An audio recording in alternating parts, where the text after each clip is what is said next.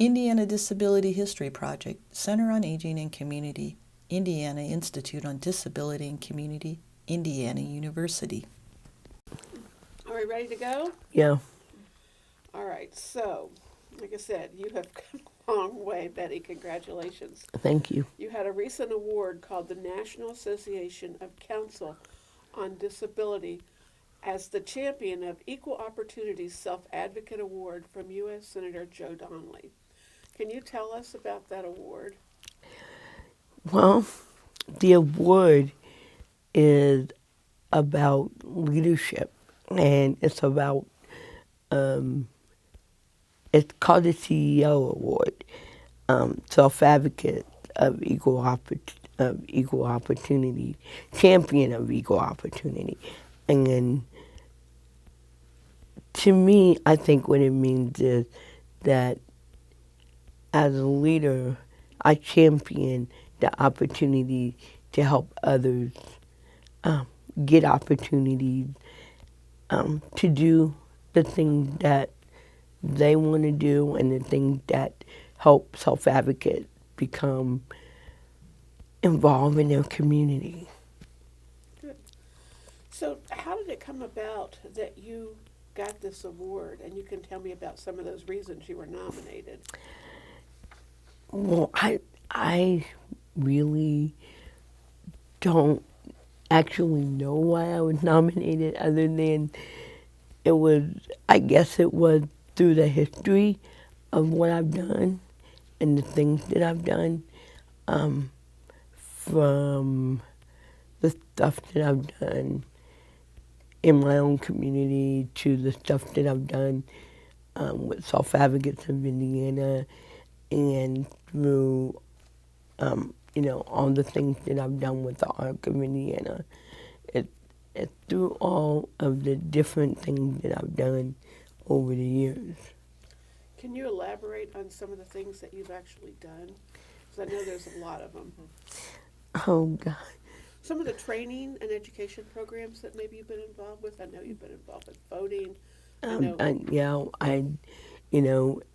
At one time I taught voting. I taught people the importance of voting and why they should vote and what's important about voting.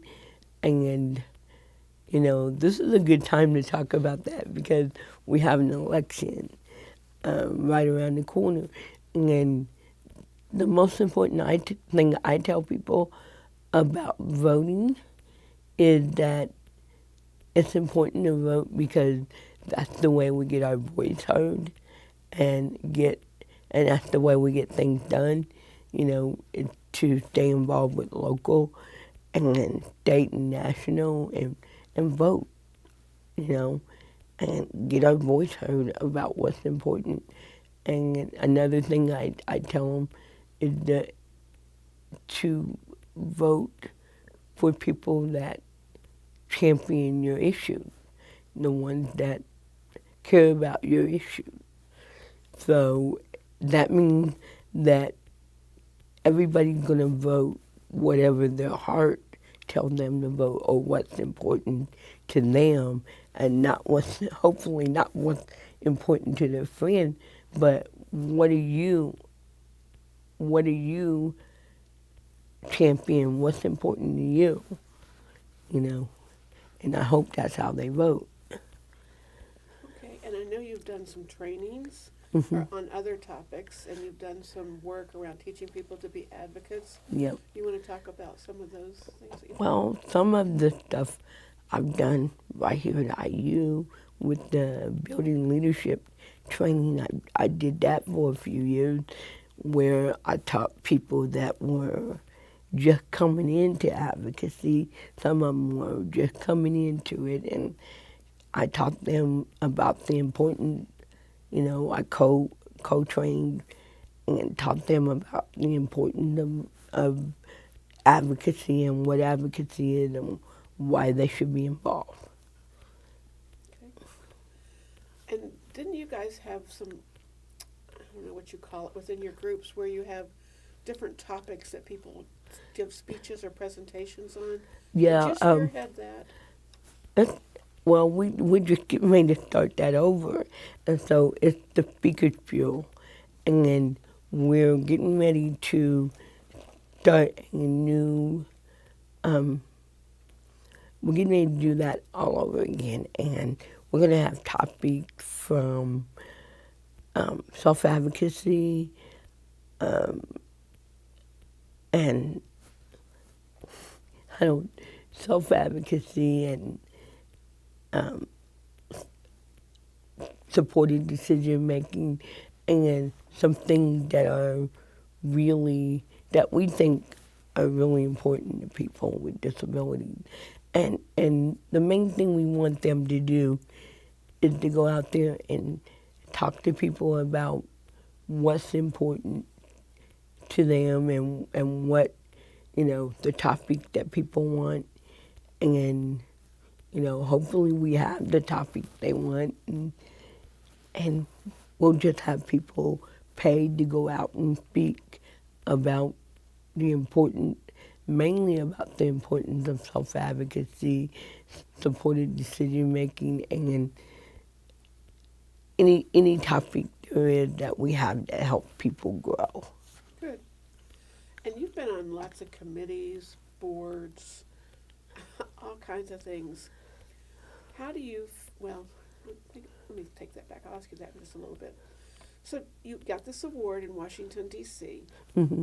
Tell me about the experience of getting the award and what it was like to meet with the president, because you could talk about that committee as well. Well, I haven't met with the president yet. I haven't been that lucky, but maybe one day. If I don't meet with this president, maybe I'll meet with the next one. So, to me, what I went to get that award for, and to me, the award was a surprise. It was really a surprise, especially since I had been so sick, and it was actually a reason for me to get up and start moving again.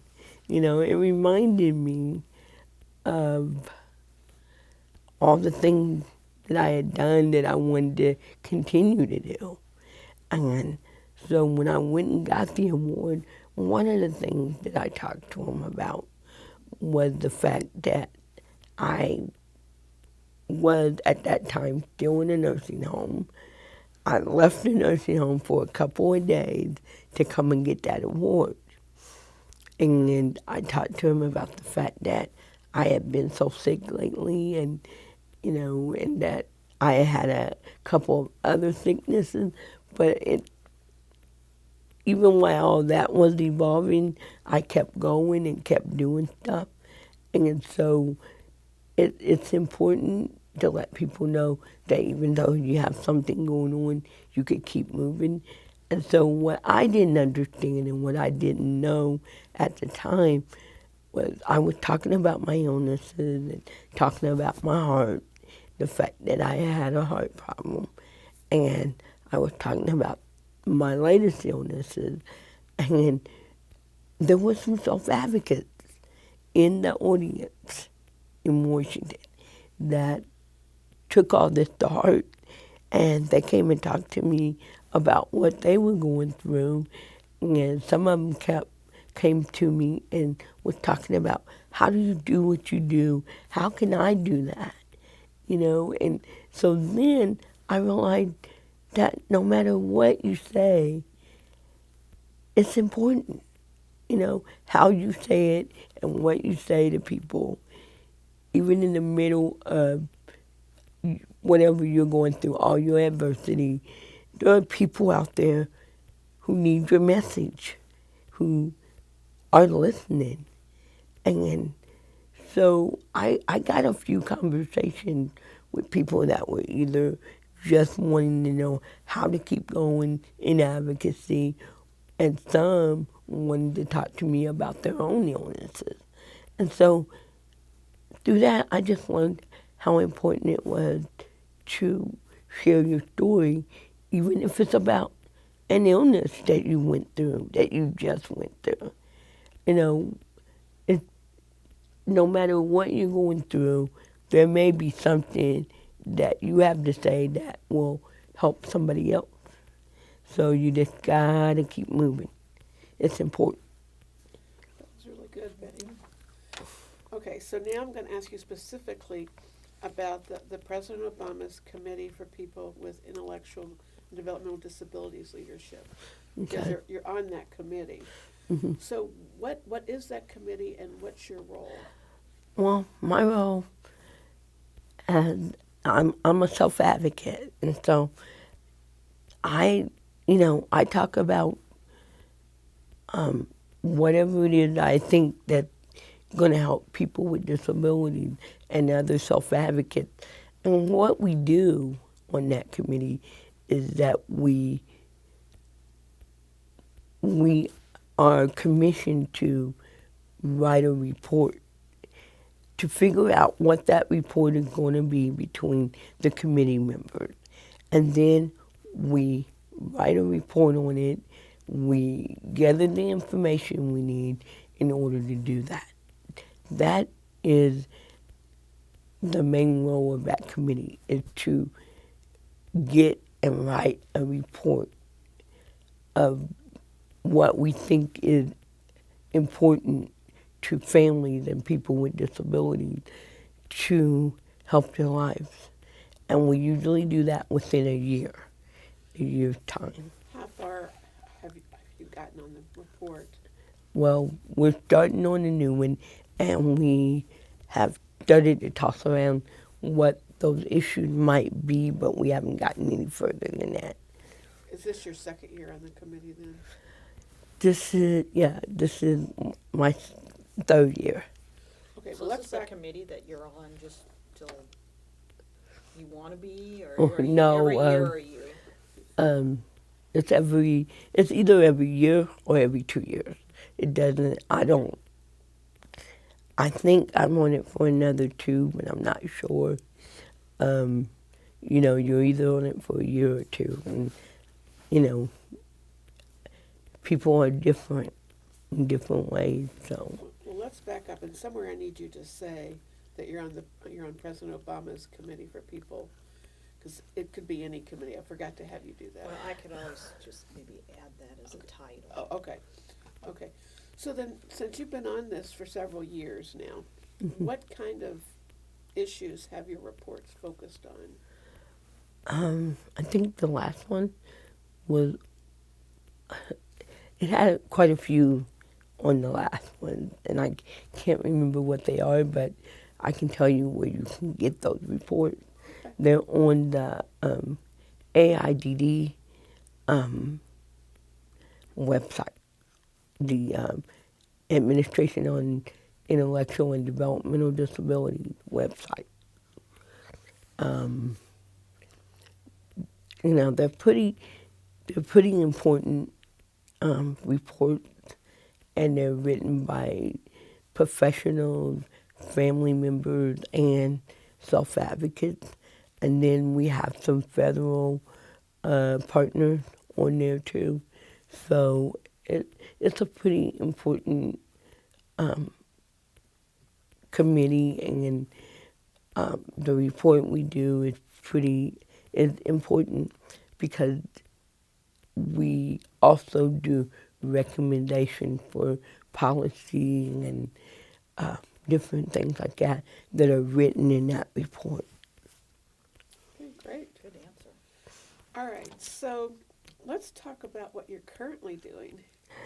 So what's up with Betty Williams these days after the award and after? What am I currently doing? Well, one thing, like I said,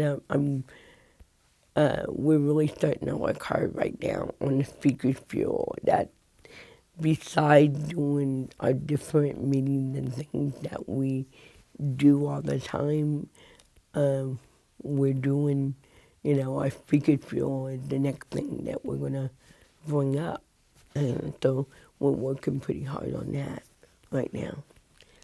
Now, Yeah, what about well, the R word? The R word. Getting rid of that.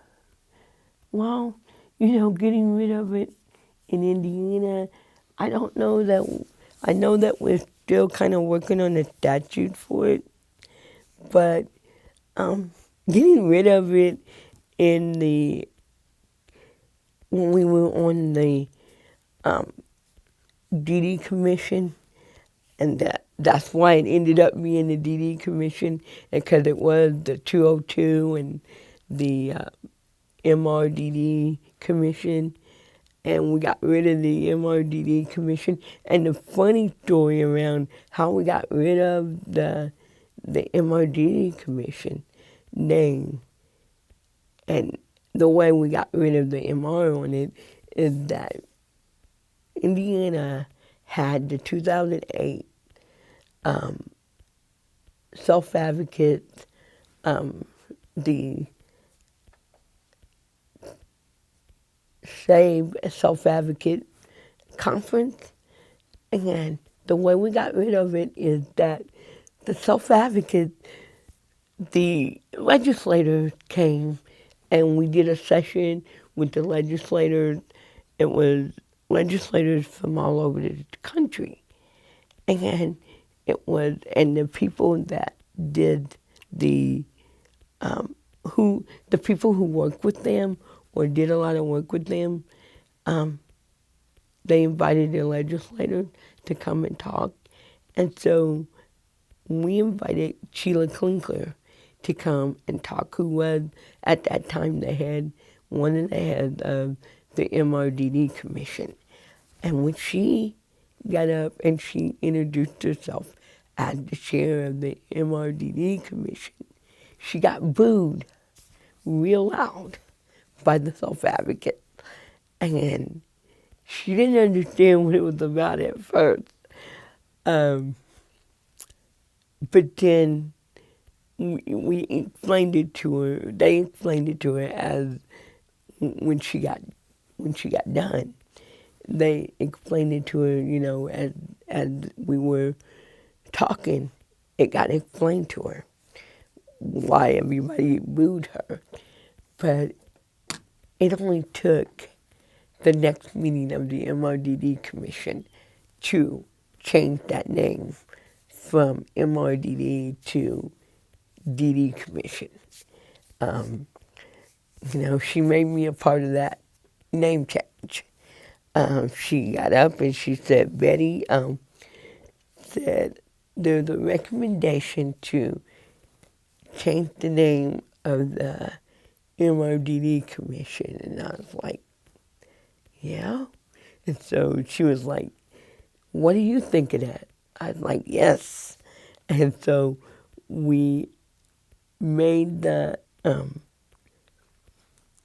we did I can't find the words that I need. That's fine, just go with what you have. Not to make it we did the vote and everything, and so we changed the name of the MRDD Commission that day. And within 5 minutes, the name of the MRDD Commission was changed.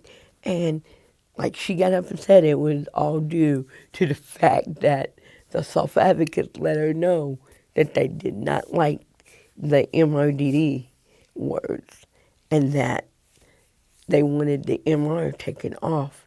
They didn't mind the DD, but they wanted the MR taken off. So that's a funny story about how that happened. It happened because at that time there was a lot of discussion and a lot of stuff going on around the MRDD, around the MR word and changing the MR word. That's a good That's story. a story. And I need to go back and look at that footage because we videotaped some of those meetings to see if that was on. If we Yeah, have it. you probably do somewhere. Probably thinking, Betty, why didn't you give me a heads up? Oh, and then you could have had it out. That's Yeah. funny. So Betty, going back to the early days when Darkus started self-advocates and you got involved, did you ever see did I ever yourself- think that we'd go this far and that things would happen like they have no. No, I didn't. I never thought beyond, that moment and what it could be like, other than I knew at one time we were just meeting at Noble and that's all we were doing. And I realized that we needed some other kind of place where we could do other work and we could do like the important stuff that we needed to do. So I knew we needed a board of directors. And so beyond that, I really couldn't see, but I knew that we needed that board of directors so that we could get more work done. And so that was some of the hard work that we did, just starting the board of directors and at one time getting us a 301, a five, what is it? 503C. Yeah, 50, well, whatever it is, you know what it is. I'll redo all this, but You're doing great. You're doing great. Yeah. Don't I worry edit, about it because Penny. I edit, and if there's something that I can't work, then we'll. 501c3. That's what it is. It's a 501c3. And we did all that. And that was a lot of hard work. And those are the kind of things we did, besides going around and going around the state and training people on what self-advocacy was and the importance of it and just really getting the organization started. And that was, in the middle of doing it, it was a lot of fun, but it was a lot of hard work because you had to do a lot of preparing in order to do those. So we really worked hard on all this stuff. So, and I miss her so much every day, Say that again. And I miss her so much every day because she was like my friend, my mentor, my trainer, just everything, and that, she was important to the start of self-advocacy, and then the start of our working on the state of the state of Indiana and all the self-advocates and people with disabilities and showing them and just letting them know they had a right to hope and dream about anything they wanted for their life. And still today, there's a lot of work to be done because there's still people out there that don't really understand that they have a right to hope and dream, and to do what it is they want to do with their lives. I work on that every day, and it's really hard sometimes to keep on track and to really do the things that you want to do. And I keep getting sick in the middle of everything that I want to do. But, hopefully something happens and all my hopes and dreams come back. And I was beginning to lose hope and dreams. When I was in the nursing home this last time, I really didn't have any. I was like just climbing the walls, trying to figure out when I was getting out, when everything was going to heal and when I was getting out. Because it took me a long time this time to, being in a nursing home for 8 to 9 months and being in the hospital for a month and a half or so was a really hard thing this time. And so I'm hoping that I stay well and I can keep moving and I can keep helping people understand and supporting people to understand that they have a right to hope and dream for their life. And, when you've been through an illness like this, everything becomes more and more clear. And I want people to be able to live the life that they want and to be happy.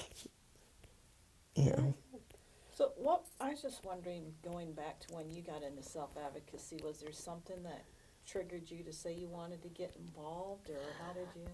I just was nosy, if you want to know the truth.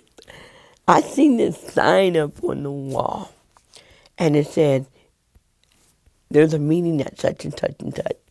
And it just said what time and where the meeting was at. It said, and if you want to know more, come to the meeting. It didn't really say. It was like a mystery of some kind. That's the way they wanted it. And it was actually a self-advocacy meeting. And actually, it was on the wall for like 3 or 4 months. And every month, I seemed to get some kind of cold or some other reason I couldn't go. I seemed to not be in the building on that day for whatever reason. And it went on for about 4 months. And finally, on this like 5th month or so, I went into these meetings, and that's how I got started, going into the meetings and trying to figure everything out. And one of the first things they wanted to know when I got in there is, can you write? They needed and wanted a secretary. And I was like, I don't know. Yeah, I can write, but I wasn't too eager, and that was the beginning, and I got involved with my local group, and we started doing a lot of interesting things and started talking about a lot of interesting stuff. And from there on, I started going to the statewide meetings and went to one national conference. And by the time I went to that one national conference, I was really hooked. So I really wanted to be involved. And then I really wanted to just keep going and hope that one day, it it would be, I couldn't see really what it would be, but I just knew it was something that I wanted to be a part of, and that I actually want to be a part of now until I retire. And I am going to retire like normal people. I am. I have that plan, but even then, I might do something around self-advocacy. Who knows? What year did you get involved? Do you remember? 1990, 1991. Um, Probably, I know it started in 1990, and I'm thinking I got involved, really involved, in late 1990 or early 91. Because one of the first things I did as I was becoming involved with self-advocacy was I got involved with Partners in Policy, and I graduated from the first class of Partners in Policy, and that was one of my first, looking into and be involved with the council, and today I still get excited about the council. So I get excited about IU. I'm probably more excited about IU. I'm really excited about IU and some of the things that that you guys are getting ready to get into. So I have two long questions for you. hmm So if Darkus could tell you what she's thinking of what's been going on with self-advocates, what do you think she thinks, You think she's surprised too at how far the group has come? I think she would be surprised. I think she would really be happy with the fact that we have an administrator who is helping us to be able to do the things we're doing, and that person get paid for it. I think it would be a surprise. I think she would really be happy if we could get like 10 or 12 or 15 self-advocates that could be paid on a regular basis to be involved and work for self-advocates. That's my next dream, you know. That's my next question is, you've been doing this now for like 25 years. Yeah, 20, 25, something. Yeah, you've been doing this for a long time, and a lot has changed. Like you said, you were really surprised at how far the group has come. So what do you see for the next 5 or 10 years with the group?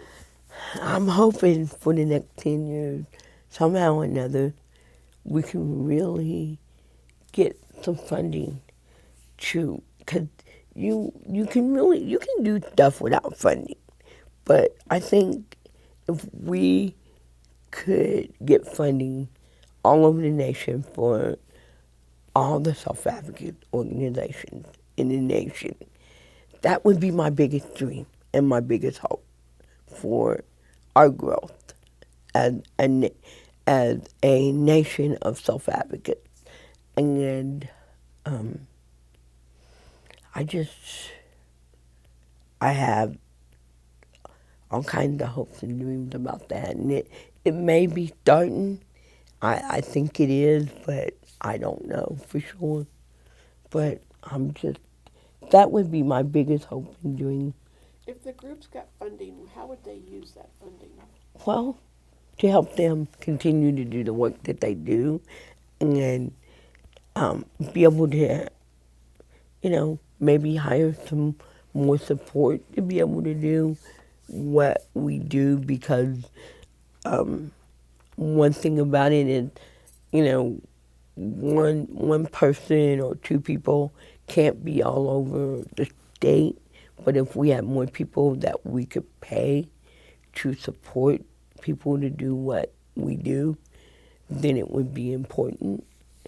But then, we could use the money on projects too, to get projects started and keep them going and stuff like that. Do you have a feel for what the trends are in self-advocacy? What are self-advocates talking about? What do they want to see? What do they want to see? I think most self-advocates just want, I really can't tell, in employment, I think our hopes and dreams are still that people get a decent pay and people can go out into the community and get decent pay and be able to do the work and do the jobs that are important to them in our communities. Around housing and all that, just to have affordable housing and to be able to buy your own house if that's what you want. I think it's all about being happy and growing, and there's all kinds of issues out there, so I don't know which ones to really talk about.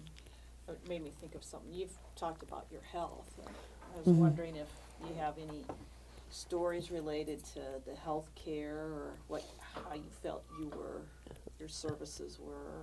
While I think about that, and